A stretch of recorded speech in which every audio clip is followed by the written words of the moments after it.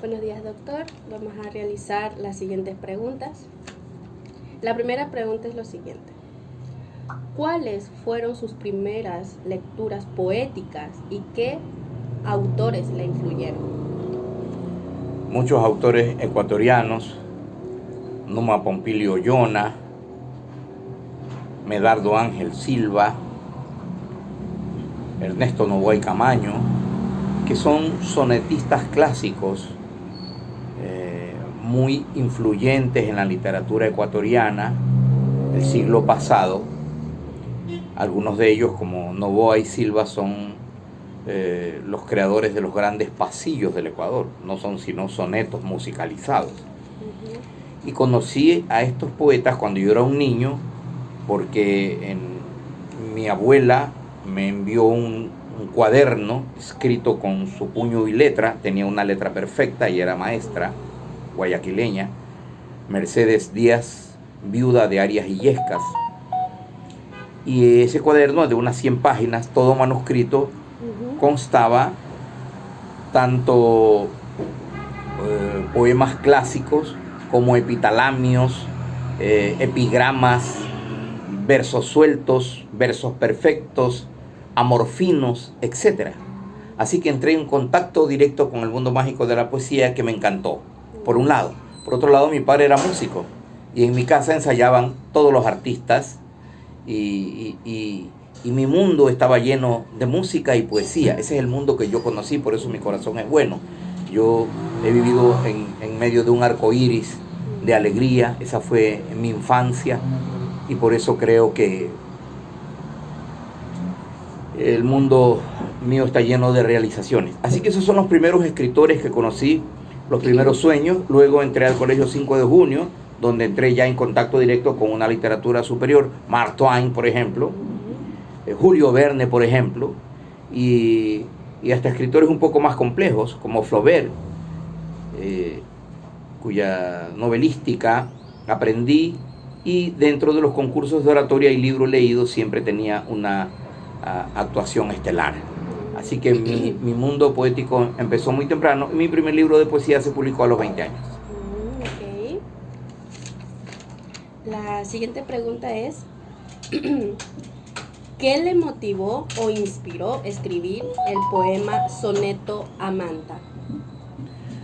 Bueno, creo que es una respuesta a mis estudios sobre la cultura manteña, la historia, el contenido de Manta como ciudad y desde luego un poco de pasión por lo que somos, por lo que proyectamos, por la ubicación histórica de nuestra ciudad, que la puedo describir brevemente con dos acontecimientos colosales. La primera, cuando llegaron los españoles en 1526, un poco más allá de 30 años después del descubrimiento de América de 1492, encontraron una gigantesca civilización donde había una cultura idílica propia de quienes tenían a la diosa Humiña como símbolo de su organización social. Tenían un estado, tenían guerreros y lo más importante de todo, habían conquistado el comercio mundial a través de la balsa manteña, que tenía 13 metros de eslora y una capacidad de 30 toneladas, una verdadera casa flotante, que sorprendió a Bartolomé Ruiz en el primer encuentro de los españoles con nuestros nativos, en la fecha que hemos citado, y que hizo que Ruiz, que era el único que sabía escribir en la tripulación de la nave de Pizarro que vino a la conquista del Perú, enviara informes a la reina sobre nuestra cultura. Por eso siempre hemos existido. Más tarde, los navegantes hablaban de las tierras al sur del Cabo Pasado. Esa es la ensenada de Manta. Por eso somos un puerto marítimo mundial, porque aquí siempre acoderaron las grandes naves cuando ya se desarrolla la navegación en los siglos XVII y XVIII. Incluso en la época de los piratas, Manta también fue objeto de ataques brutales de los piratas. Y los piratas no atacan a cualquier lugar, atacan poblaciones desarrolladas, ricas como en este caso, y por eso Manta está en el mapa del mundo. Segundo, el segundo referente, en el 12 de marzo de 1735 llegaron a Manta los sabios de la misión geodésica francesa. Estuvieron aquí, en la playa de Tarqui, La Condamine, Bouguer, Godin, Jorge Juan y Antonio de Ulloa, que vinieron para medir un arco de meridiano terrestre. Este era el evento científico más importante del mundo después del descubrimiento. Y fue protagonista Manta. Así que ser manteño es una cédula de ciudadanía para andar en el mundo entero. Yo he estado en los museos de Nueva York, en dos de ellos, los más importantes, el Museo Naturalista, me parece que se llama, y el Museo de las Américas. Y en ambos está la silla manteña. Hay un espacio dedicado a la cultura de Manta dentro de las grandes culturas del mundo. Así que con un poquito de jactancia, Manta está en el planeta en la división de los 6 pilares del desarrollo histórico de la humanidad: Mesopotamia, China, India, Grecia, Mesoamérica y el Incario, que somos nosotros. Según el investigador ecuatoriano Fernando Jurado, Tupac Yupanqui estuvo en Manta y él habría copiado la técnica de construir las balsas manteñas y las llevó al Cusco con hombres esclavizados, y allá construyeron un número inmenso de naves con las que atravesó el Océano Pacífico y llegó a Polinesia, llegó a lo que es Australia y Oceanía, atravesó el mar. Y esto se comprobó porque el siglo pasado, en 1947, el navegante holandés o dinamarqués Thor Heyerdahl repitió la hazaña y salió desde el Cusco en una embarcación construida ex profeso con 6 investigadores y llegaron vivos al otro lado del océano. De manera que el viaje de los incas está confirmado por la historia a través de esta experiencia que se vivió recién el siglo pasado y que está en todas las páginas de internet. Se llama Thor Heyerdahl, pueden revisarlo. Ok, muchísimas gracias. La tercera pregunta es: ¿recuerda la primera historia que escribió y en qué se basó? Bueno, mi primer libro de cuentos tiene una historia fabulosa, especialmente por un personaje manteño llamado Tantán. El cuento se llama Tantán, el hombre que se tragó los 7 mares. Era un personaje clásico de Manta que se hizo navegante desde muy joven y recorrió el mundo entero, como polizón primero y luego como tripulante de algunas embarcaciones mercantes del siglo pasado. Es un señor de apellido Arcentales, y con ese cuento yo obtuve un premio nacional convocado por el Ministerio de Educación Pública. Estamos hablando de los años 80 o 90. También escribí La tía Maruca, otro cuento con el que yo empecé en literatura, que ganó una distinción en el concurso El cuento de las 1000 palabras, que fue convocado por revista Vistazo, cuando Vistazo cumplió 35 años. Así que ahí compartimos honores con otro escritor guayaquileño fabuloso que se llama Jorge Velasco Mackenzie, que es el autor de Tambores para una ciudad desnuda, y también una novela extraordinaria que tiene que ver con otro referente histórico de Manta, que es el matrimonio de la señora Isabel de Godín con un primo de Luis Godín, que se llamó Jean Godín. Ellos llegaron en la misión geodésica francesa que les contaba, y ese muchacho se quedó en el Ecuador, se quedó viviendo en Riobamba, y allá se casó con esa señora majestuosa que está en todos los libros de historia ecuatoriana, y fueron un hogar feliz, hasta que llegaron las noticias de que la mamá de Jean Godín estaba enferma.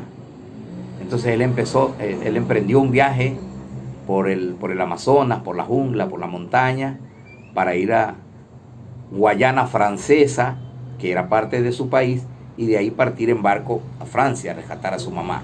Como no se tenían noticias en aquel tiempo de este ilustre científico, algunos años más tarde su esposa emprendió también el mismo viaje y también embarcóse en una expedición con 42 personas, sus hijos, sus hermanos, esclavos y gente guía, etcétera, nativos, y empezó a navegar en el peligro de la Amazonía, donde los cocodrilos, las serpientes, las enfermedades, las lluvias torrenciales, las cataratas fueron destruyendo uno a uno las embarcaciones y aniquilando a las personas, habiendo muerto 41 personas y habiendo quedado solo ella, que la encontraron como un cadáver ambulante en la selva los indios brasileños y la rescataron.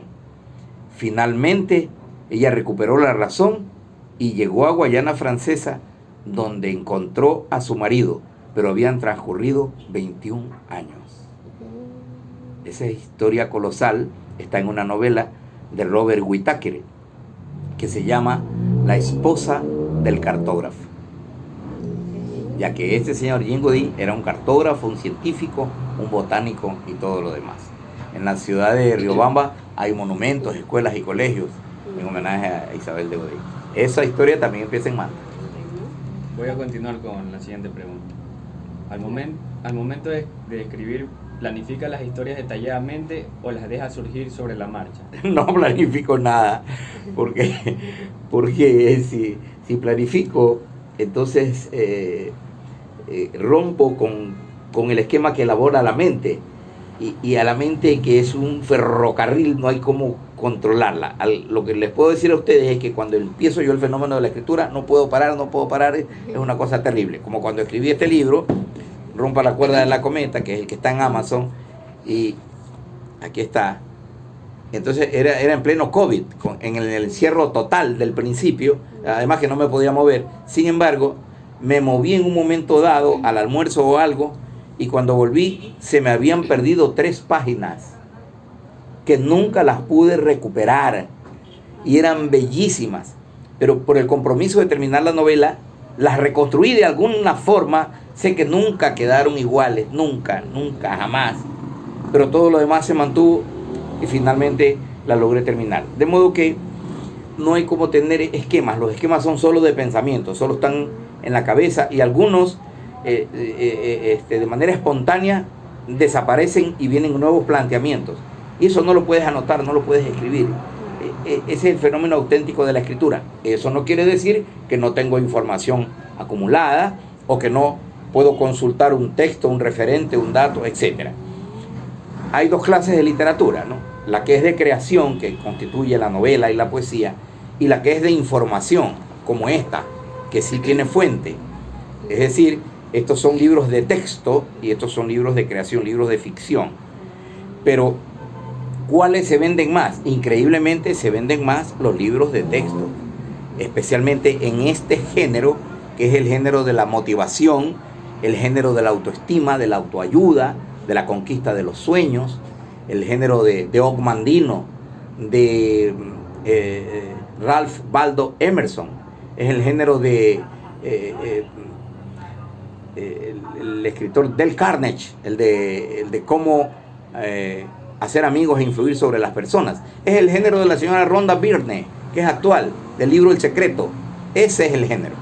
Por eso esta obra es la que más piden, y que gracias a Dios se vende todos los días en Amazon, tanto en versión digital, que se llama Kindle, como en la versión física. A mí me alegra muchísimo que mis lectores lo pidan en físico. Aquí está en pasta dura, pero en Amazon sale en pasta blanda. Es un trabajo sensacional. Si me preguntan con cuál de los 2 géneros me siento bien, con los 2 a mí me parecen maravillosos, porque este libro es un libro de texto, pero escrito como una novela. ¿Y cuál es la diferencia? Que en la novela el referente real, por ejemplo, tengo una novela sobre Alfaro, pero el personaje no pasa igualito como es en la vida real acá. Acá se transforma por la magia de la literatura. En cambio aquí hay 200 microbiografías de personajes: Bolívar, Napoleón, Alejandro, Kennedy, Onassis, los grandes realizadores de sueños, los grandes deportistas, Maradona, Pelé, Mané, Garrincha. Entonces, ¿cómo lograron eso? Y especialmente ese ejemplo mundial, que es la señorita Nadia Comaneci, que a los 14 años ganó los Juegos Olímpicos en Canadá, en gimnasia, habiendo sido la única del mundo que ha sacado el 10 perfecto, después de haber sufrido una serie de cosas y después de haberse ejercitado mucho y aprendido mucho. Esa es la lección que nos da la vida para realizar los sueños, para cumplir los ideales. Hay que esforzarse, hay que sacrificarse. Y este libro me está dando muchísimas satisfacciones. Ya viene el segundo tomo, ya estoy produciendo el segundo tomo. Y mis dos novelas, las que les hablé al principio, que se llama El habitante del zaguán de aluminio y Los hermanos Corbata. Así que tenemos mucho material, aparte de mi nuevo libro de cuentos que se llama El último unicornio. Perdón, de poesía, El último unicornio. Siguiente pregunta. ¿Cree usted que la literatura manabita ha perdido protagonismo en los últimos años a diferencia de otras provincias? Creo que sí. Creo que sí, porque nos estamos quedando en producción, nos estamos quedando en educación, no estamos educando escritores, no estamos educando creadores, estamos haciendo maestros de literatura que sí, son importantes e indispensables, pero hemos abierto una brecha, no hemos unido a los educadores con los productores de literatura. Ubaldo Gil se jactaba de tener 2 novelas, yo tengo 3 y voy por la 4ª. Y 2 ya era una hazaña, porque los manabitas son de una sola novela, nuestros 6 novelistas, no tenemos más. Así que en novelística tenemos mucho que crecer. La literatura manabita sí, tiene que igualarse con los tiempos. Además, si ustedes revisan las portadas de la literatura manabita, yo la tengo aquí toda, tengo aquí a todos los escritores, en especial a los poetas, Jacinto Santos Verduga, José María Egas, Hugo Mayo, el poeta perfecto que es, desde luego, Vicente Amador Flor, ese que decía: el cielo con su crómide amarilla nos llena de un sutil recogimiento, cada almendra parece una sombrilla mecida tiernamente por el viento. Esa poesía perfecta y clásica solo lo pudo haber hecho un manabita, y ese es Vicente Amador Flor. Evidentemente los manteños hemos sido compañeros de habitación geográfica de los más grandes poetas del Ecuador, José María Egas y Miguel Augusto Egas Hugo Mayo, que son poetas manteños, que nacieron aquí en la casa de la imprenta Gutenberg. La gente desconoce que el Paseo Egas se llama Paseo Egas por los 2 hermanos, Miguel Augusto Egas, conocido como Hugo Mayo, José María Egas, y el otro monumento que está allí es el señor creador de la letra del himno Manta, de la música, ya que la letra es de un médico portovejense, que es el doctor Verdi Ceballos Val. Así que nos falta conocernos, pero sin embargo nosotros rompimos el mito a finales del siglo pasado, porque construimos el taller de literatura con Miguel Donoso Pareja, que durante 5 años preparó escritores, y de allí salieron Libertad Regalado, Franklin Briones, Pedro Gil, Ubaldo Gil y Víctor Arias. Tenemos la última pregunta, por favor. ¿Qué recomendaría a los estudiantes de la carrera de Pedagogía en Lengua en la Literatura para impulsarlos a escribir poemas? Bueno, la mayor fuente de inspiración es el conocimiento. Hay que ser lector antes que escritor. Si tú quieres convertirte en un poeta, que es un creador, tienes que alimentar tu alma con el conocimiento. Porque la poesía no puede surgir por generación espontánea, salvo que tu alma esté repleta de ese tesoro que es el conocimiento. Ese es el juego de las letras. Luego, lo que sí puede es perfeccionarse. Los escritores van a la escuela de filosofía o al taller literario, y los músicos van al conservatorio, ¿verdad?, a perfeccionar lo que ha crecido en sus almas. Pero el conocimiento es indispensable, porque los poetas y los escritores, narradores, necesitamos lectores. Si no hay lectores, los libros mueren. Y hay que ser buenos lectores. Es decir, hay 2 clases de analfabetos: los que no saben leer y los que, sabiendo, no lo hacen. El Ecuador registra en la estadística mundial de lectura uno de los puestos más bajos. El promedio de Chile, por ejemplo, son 12 libros por año. Es decir, que los chilenos leen un libro por mes, que todavía sigue siendo poco, pero ya es algo. Los ecuatorianos leemos 1 al año. Es una estadística macabra y triste. Entonces tenemos que fomentar nuestra escritura para inducir a la lectura. Y así vamos avanzando y vamos haciendo valorar también la creación literaria, que la sociedad no la valora. La sociedad se acuerda de la literatura cuando hay el concurso de oratoria. La sociedad se acuerda de la literatura cuando vino, que Manta fue sede hace poco del Congreso Mundial de los Poetas. Más de 100 poetas de todo el mundo estuvimos ahí reunidos. Pero la gente no piensa en la literatura porque está pensando en el fútbol. La sociedad está pensando en el trabajo y en la angustia de vivir. Tenemos que armonizar las cosas. Que así como preocupa el mercado, también preocupe la cultura y también preocupe los libros. Mire, ve. Una casa sin libros es una casa triste. Y si mañana les llega a ustedes un candidato, pregúntenle cuál fue el último libro que leyó. Vamos a ver si ese candidato, si no ha leído nada, lárgalo de la casa. Necesitamos gente inteligente que maneje el poder para que seamos felices. Para eso es el poder. El poder se sustenta en la ley, ¿verdad? La sociedad se sustenta en la ley. ¿Sabes para qué es la ley? La ley es para la felicidad. Pero nuestros apoderados, nuestros representantes en el Parlamento, han hecho leyes para la tristeza. Han entristecido el Ecuador, como en la novela de García Márquez, En el pueblo de Macondo, que un día los invadió la enfermedad de la tristeza y la enfermedad del olvido.